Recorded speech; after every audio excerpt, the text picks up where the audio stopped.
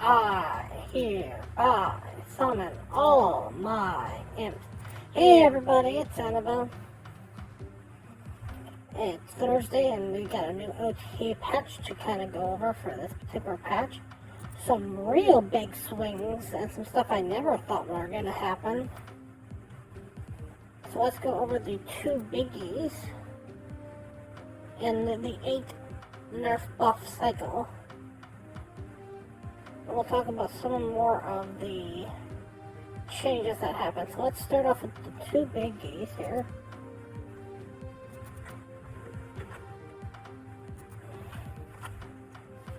First one is Elsa Bloodstone.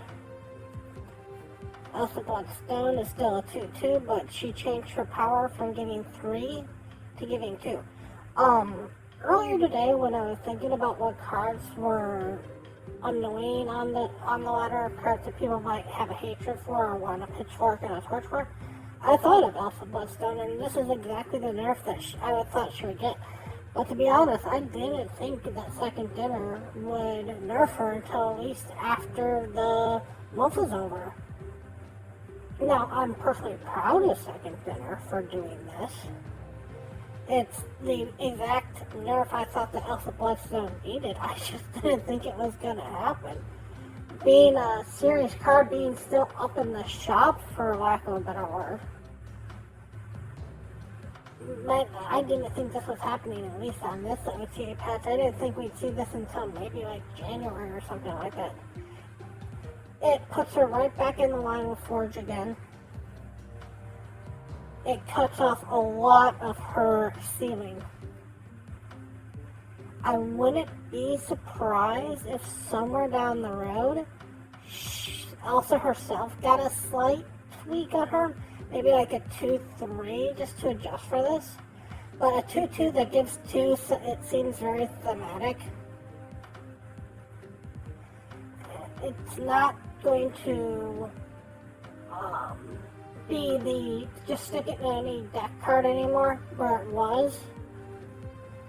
There are people who are throwing Elsa Bloodstones in decks that made no sense for Elsa Bloodstones just to get that +6 power by having it trigger twice. Now that +6 is down to +4, you might cut Elsa and just put something else in its situation.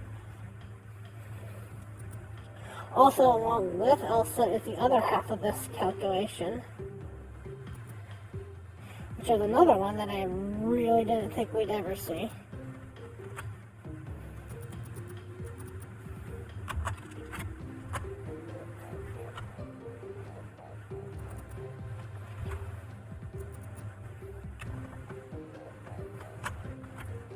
And that is Angela.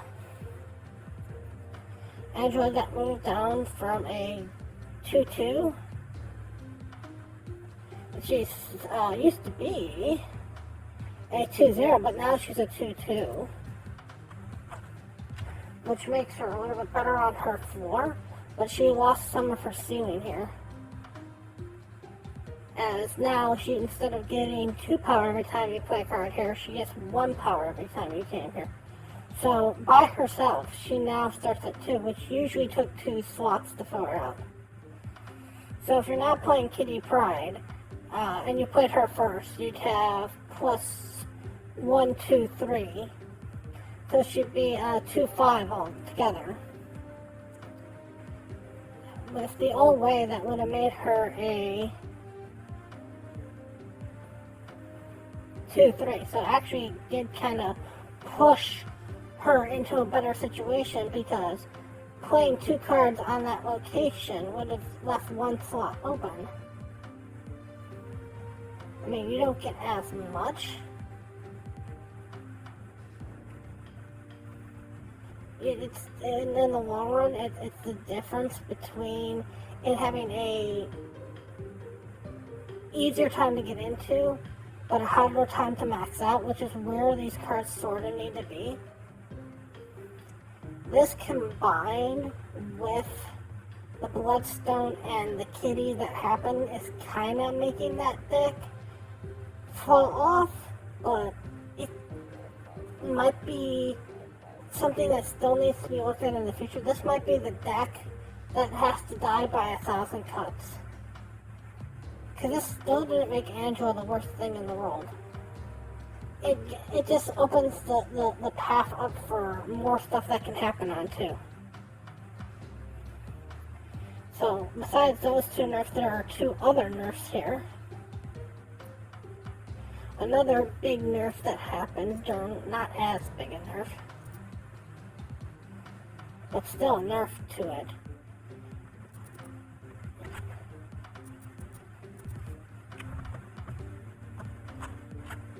Is Loki. Loki went from a 3-5 to a 4-5, basically cutting his power down by a lot. A 3-5 is decently powerful and hard to come by. Because if you look at the stuff in 3, we switch this over to power, and we flip it. You can see that 3-5 is basically around Polaris Spider-Man range, near the top end of power for 3. Once you switch over to 4, though, it basically puts it all the way down by like Silver Samurai, Phoenix Force, Nick Fury. It's not even as powerful as a Drax without hitting anything. So that's a big cut for Loki. Coming out that turn later, getting that one last turn to do anything. Also,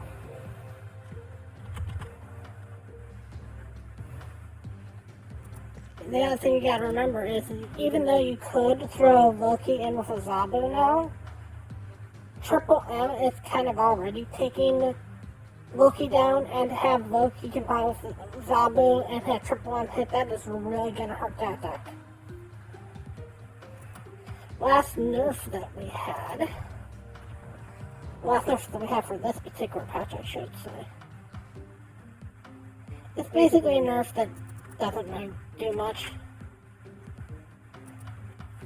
And that nerf is Sauron. Sauron got moved from a 3-3 to a 3-2. Same everything else like that. The thing with Sauron is the only deck that you really ever see him in is a Red Skull deck or a Typhoid Mary deck. Him being in a Red Skull deck or Typhoid Mary deck, he could be a 3-0 and he'd still see some play. That removal of the ongoing curse is worth playing Sauron. You're using it for the ability, not for the stats. The problem with a Red Skull deck is Red Skull by himself. If you just play Shuri Red Skull Taskmaster, you've won the game for all intents and purposes. You play Red Skull Typhoid Mary Taskmaster, you've basically won the game. It's not 100% guaranteed, but it's pretty easy to win when you get either one of those combos. So the only cards that you can really hit in that combo that mean anything are either Red Skull or Typhoid Mary. And Red Skull's gotten hit in the past, and it just seems that they can't hit it, they can't adjust it. They've tried to do Typhoid Mary, and Typhoid Mary's bounced around. So it's kind of this weird thing where it's like, this deck is good, but there's only one way to nerf it, and if you nerf that one card or those two cards, that goes from being playable and decently good, it's not even a top contender, but just playable and decently good, to basically unusable. And it's just Red Skull and Typhoid Mary that make that happen. So as long as you're not touching that card, those two cards, you're fine and dandy with Sauron, with any other card in this, because almost none of those things add to your stat pool. Red Skull, Typhoid Mary, Taskmaster, unless those three get changed, you'll see this deck run around. So those are the nerfs that we have. Now we have 4 buffs for today. First buff that we have is the Collector.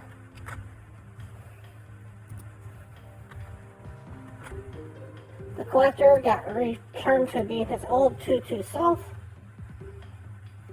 Because Loki got that shift up, he was allowed to go back to where he was.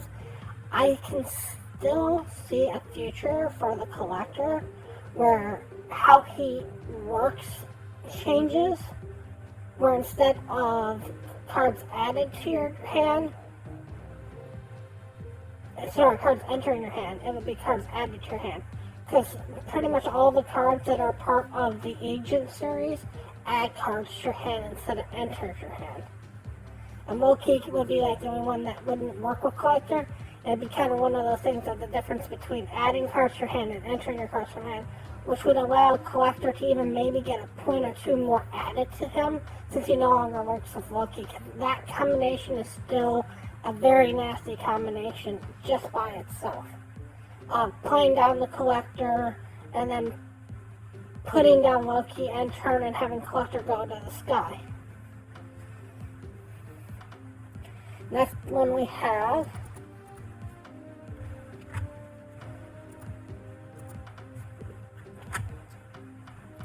is the Watcher. Watcher got returned back to being a 1/2, still has the effect of only showing the third location, but as a start of game effect. There's two different things I'd like to see happen to Watcher. Either A, give him both locations so as a start of game effect, or give him like 1/3, maybe 1/4. He's still low play, and if Second Dinner is worried about him being such a nuisance to level 1 players or pool 1 players, there is something that Second Dinner can do. And I know this is a weird thing to bring up, but Second Dinner could turn the Watcher into a pool 2 card and put Iceman in pool 1. So if that's Second Dinner's big concern, they could switch up where Iceman and Watcher are in the list. Pull Watcher down to 1, pull Iceman down to 1, pull Watcher up to 2. Or if they think it's still even too powerful at turn 2 for this to be a start of game effect, switch the Watcher with Wasp, because Wasp is the only non-powered card that's Series 3. You're allowed to do this, by the way, if you wanted to snap. I don't think too many people would complain if the Watcher got moved up to pool 3 and Wasp got pulled into pool 1, or if the Watcher got pulled into pool 2 and Iceman got pulled into pool 1, if the Watcher had more of an ability to do something with the game. So if you're worried about the complexity of early game people, then switch up where the early game is allowed to get this card in general. Next up we have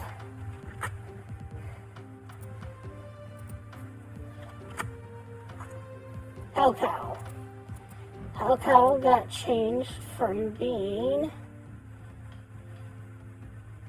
a 4/6 to a 4/8, so it actually got 2 more points of power on it, which is pretty big for all things considered. Anytime a card gets 2 more points, it's interesting. The biggest problem with Hellcow is it's gonna fight exactly with MODOK. MODOK is 1 more energy and takes care of your entire hand. I'd almost like to see Hellcow get another point on it, but that sort of puts it in Shang-Chi range. So it's kind of a weird, it would be a buff, but it would be a nerf. Because if we look at the stuff in 4, as a power range here, it does put it near the top of that power range here. The only thing that beats it are the weird cards like Typhoon, Mary, Sentry, and Atuma. And technically, Black Cat, so it's now the strongest 4-card card. But are you willing to take the risk that you are going to lose a powerful card on this? There's a world in which you could put in here rightmost or leftmost, or 1 right, 1 left, or highest most, or lowest most, and it would make Hellcow more interesting. I don't think there's a way to... You can do highest most with Lady Sif. You can do lowest most with... Technically Silver Samurai gets rid of your lowest most.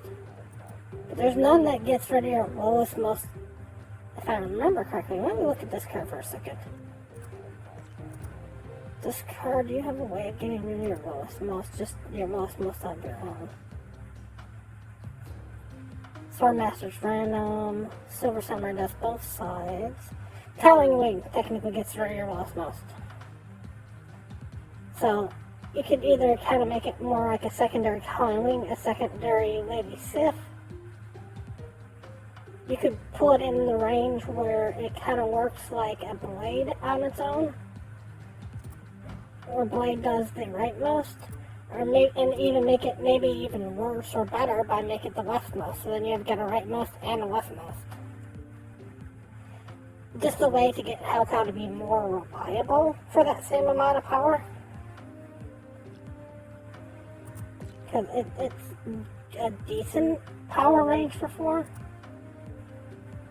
But if you look at something like Jessica Jones, it technically has the same power output as Jessica Jones does.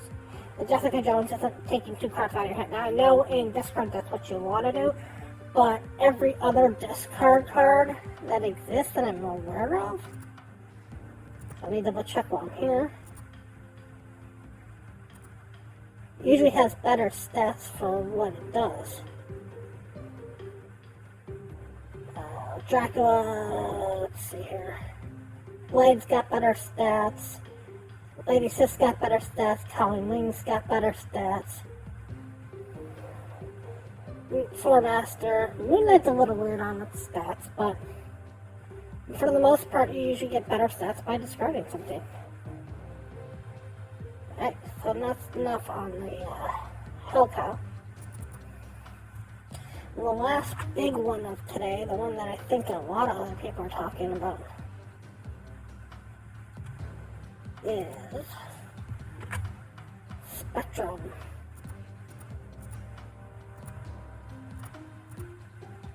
Spectrum got 2 points added to it. It went from a 6-5 to a 6-7.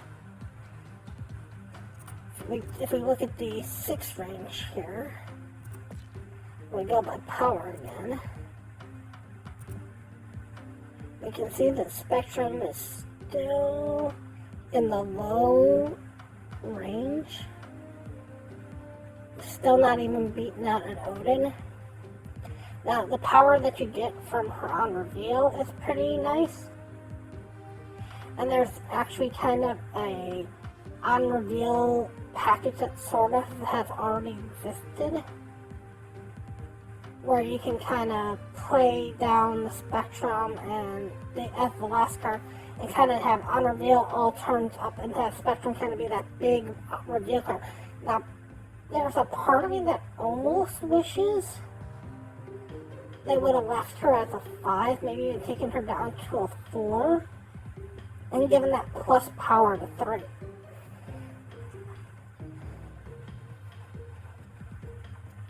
But she's now the same power as Onslaught by itself. So, it's not the worst card in the world. And there's going to be some ongoing that's going to start showing back up. Another card that you might see show back up because of this is going to be Living Tribunal. Living Tribunal, when it gets hit by ongoing now, if they're played in the same range, that gives Living Tribunal 9 extra just by itself, turning Living Tribunal and Spectrum into a 18 power just on its own. So, those have been the changes that have happened today. 4 buffs, 4 nerfs, some things that I never thought would happen. I want to thank you all so much for watching. And as always, remember, play for fun.